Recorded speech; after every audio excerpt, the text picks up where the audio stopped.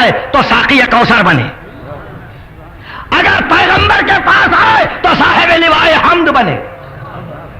آپ نے دیکھا.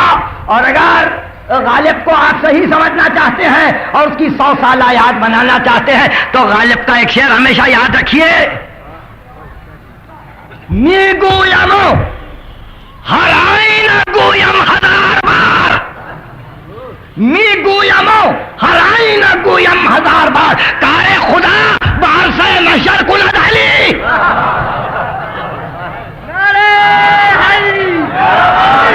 می گویم ہر آئینہ گویم ہزار بار، کار خدا بعرصہ محشر کند علی. بات یہ ہے کہ دل تو چاہتا تھا کہ غالب کے اشعار مسلسل پڑھے جائیں، مگر ہوتا کیا ہے؟ ہوتا یہ ہے کہ اقبال پر ساری تقریر سن کر ایک صاحب اسی جگہ سے یہ کہہ کے اٹھے یہ بھی وہی نکلا. جب اقبال پہ میں نے تقریر کی پوری اور اس کے بعد جب سارے اشعار پڑھے تو یہاں سے یہ صاحب یہ کہہ کے اٹھے یہ بھی وہی نکلا. تو غالب کے متعلق تو دنیا جانتی ہے ہم اسد اللہ ہم اسد اللہ یم. غالب کے متعلق تو دنیا جانتی ہے کہ منصور فرقہ علی اللہ یا منم، آواز ہے انا اسد اللہ برف گنم. غالب کے متعلق تو دنیا جانتی ہے صبح سرمستانہ تیرے خان قرہ در زدم، او سکن سرکار داد حق منظمت ہے در زدم. تو بہرحال یہ غالب ہے، ان کو سمجھنے کی کوشش کیجئے، شروع سے آخر تک سمجھنے کی کوشش کیجئے. اور دل حسرت زدہ ہے، دل حسرت زدہ تھا مائدہ لذت درد. شعر کو سمجھنے کی کوشش کیجئے، یاد کیجئے. دل حسرت زدہ تھا مائدہ لذت درد، کام یاروں کا بقدر لب و دندہ نکلا. یہ علی کی تاریخ ہے. دل حسرت زدہ تھا مائدہ لذت درد.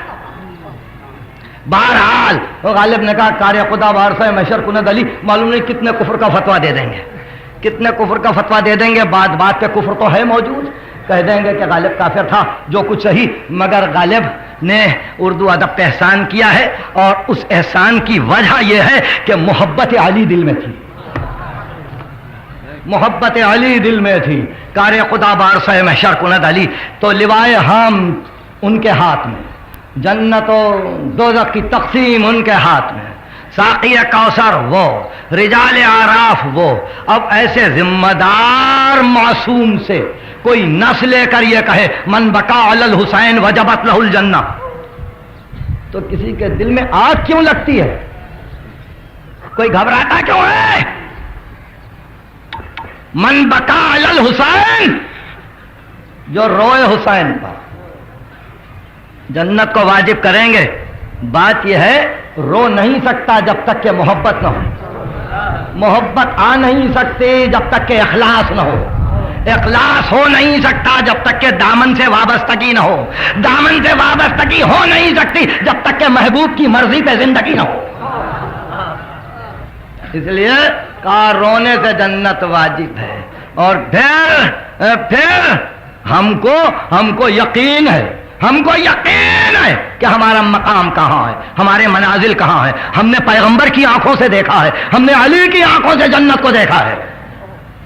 باتیں بڑھ جائیں گی مگر بخاری کی ایک روایت سنیے. ایک روز خطبہ دے رہے تھے، واللہ لانی انظر الی الحوض الان، خدا کی قسم خطبہ دیتے دیتے میں حوض کوثر کو اس وقت دیکھ رہا ہوں، اس وقت دیکھ رہا ہوں. اور علی فرماتے ہیں متقین کی تعریف یہ ہے قلوبہم فی الجنان اجسادہم فی العمل، ان کے دل جنتوں میں ہیں، ان کے جسد دنیا میں کام کرتے ہیں. تو دل پہلے سے ہی جنت میں ہے. جنت حور و قصور کا نام نہیں ہے صرف، جنت کوثر و تسنیم کا نام نہیں ہے صرف، جنت اس محبت کا نام ہے جو انسان کو کیف دے، جو انسان کو وجد دے، جو انسان کو ساری اور دوسری چیزوں سے غافل کر دے. یا علی یا حسین، 9 محرم یوم تاسوعہ، حسین گھر چکے ہیں، تقریر ختم ہو رہی ہے، جلوس کا وقت قریب ہے. میں نے جیسا کہ رات کو عرض کیا، ہم چاہتے یہ ہیں کہ اپنے خلوص کا، اپنی بندگی کا، اپنی محبت کا اظہار کریں. جلوس کے ساتھ عظمت و احترام کے ساتھ جانا ہے اور عظمت و احترام کو باقی رکھنا ہے، کسی اور سے سروکار نہیں ہے۔ علی کا 14 مرتبہ امتحان لیا گیا۔ کوئی علی کا دوست ہے یہ کہنے والا کہ اس کا کتنی مرتبہ امتحان ہوا؟ اگر کوئی نہیں کہہ سکتا ہے تو ہر وقت امتحان کے لیے تیار رہے، ہر وقت امتحان کے لیے تیار رہے۔ امت تاسوعا فحسر علیہ السلام، محرم کی 9 حسین گر گئے، ہر طرف سے گر گئے، ہر طرف سے گر گئے۔ اور پھر جبکہ ہر تاریخ کو ایک ایک شہید کی مصیبت پڑھی گئی، کسی دن علی اکبر کی مصیبت پڑھی گئی، کسی دن قاسم ابن حسن کی مصیبت پڑھی گئی، کسی دن اون و محمد کی باتیں سنائی گئیں، کسی دن دکھلایا گیا کہ بوڑھے باپ نے جوان بیٹے کی میت کس طرح سے اٹھائی، کسی دن کہا گیا کہ عباس کیسے شانے کٹا کے سو گئے۔ اب حسین اکیلے، اب حسین اکیلے ہیں، اور جیسا کہ میری آواز پہنچی ہوگی فنظر یمیناً و یسارا، داہنے جانب دیکھا، بائیں جانب دیکھا، ایک ایک دوست کو آواز دی، مسلم نے اوسجا، حبیب، زہیر، عابس، علی اکبر، عباس، قاسم، فما اجابو، کسی نے جواب نہیں دیا۔ بے اختیار آواز دی، کوئی ہے میری سواری کا لانے والا، کوئی ہے میری سواری کا لانے والا؟ فما اجابو، کسی نے جواب نہیں دیا۔ گھوڑا گردن ڈالے امام کی خدمت میں حاضر ہوا، پردہ الٹ کے بہن باہر آ گئی اور یہ کہتے ہوئے آئی کیا بھائی آپ نے طے کر لیا ہے، آپ نے عزم کر لیا ہے کہ اب ہم کو خدا پر چھوڑ دیں؟ اچھا بھائی جب یہی ہے تو بہنوں سے ملتے جائیے، بیمار بیٹے کو رخصت کرتے جائیے۔ حسین ابن علی خیمے میں آئے، پہلے عابد بیمار کے پاس آئے، دیکھا بیمار بیٹا بے ہوش پڑا ہے، بازو بیٹھ کے سیدھا بازو تھام کر سورہ حمد کی تلاوت کی۔ بیمار بیٹے نے آنکھیں کھولی اور کہا بابا کیا چچا مر گئے؟ کیا علی اکبر مر گئے؟ کیا اون و محمد مر گئے؟ بابا اب آپ اکیلے ہو گئے؟ فرمایا ہاں سید سجاد، ہاں اتنا سننا تھا کہ عابد بیمار چاہتے تھے کہ بستر سے کھڑے ہو جائیں۔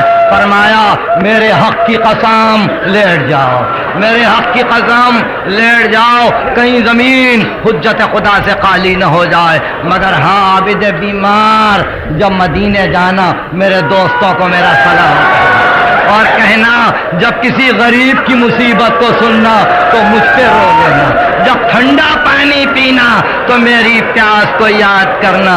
بہرحال امام عابد بیمار کے پاس سے اٹھے، ام لیلا کو دیکھا، ام فروا کو دیکھا، ام کلثوم کو دیکھا، زینب پر نظر ڈالی، آواز دی یا زینب یا کلثوم یا سکینہ یا رقیہ علیکن منی السلام، تم سب کو حسین کا سلام آخر پہنچے۔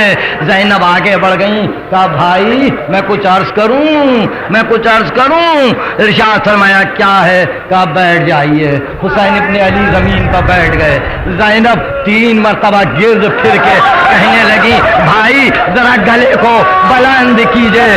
بہن نے بھائی کے گلے کے بوسے لیے اور کہا یہ اماں کی وصیت تھی مرتے دم کہ جب حسین رخصت آخر کے لیے آئے تو میری طرف سے حسین کے گلے کے بوسے لینا۔ گفتگو کو میں یہاں روک رہا ہوں، اب 2-4 جملے باقی رہ گئے ہیں۔ حقیقت یہ ہے کہ آپ نے زحمت کی، ہزاروں آدمی دھوپ میں کھڑے ہیں جن کے لیے جگہ نہیں ہے۔ میرا دل دکھتا ہے مگر میں تم کو صرف اتنا کہہ سکتا ہوں کہ میرا امام دھوپ میں کھڑا ہوا ہے۔ میں صرف اتنا کہہ سکتا ہوں کہ مظلوم امام زخمی دھوپ میں کھڑا ہوا ہے۔ آپ سب کو تکلیف ہو رہی ہے، بیویوں کو تکلیف ہے، بچوں کو تکلیف ہے، گرمی ہے، پیاس ہو رہی ہوگی، پیاس لگ رہی ہوگی، مگر آج آپ کچھ دیر صبر کریں۔ عزیزو آپ نے بڑا غم منایا، پہلی، دوسری، تیسری، چوتھی برابر روتے ہوئے آئے، مجلسوں میں برابر شریک رہے۔ محرم کی 9 تاریخ آ گئی، اب مہمان جانے کو ہے، اب مہمان رخصت ہونے کو ہے، کچھ ایسا ہو جائے کہ زہرا تم سے مطمئن جائیں۔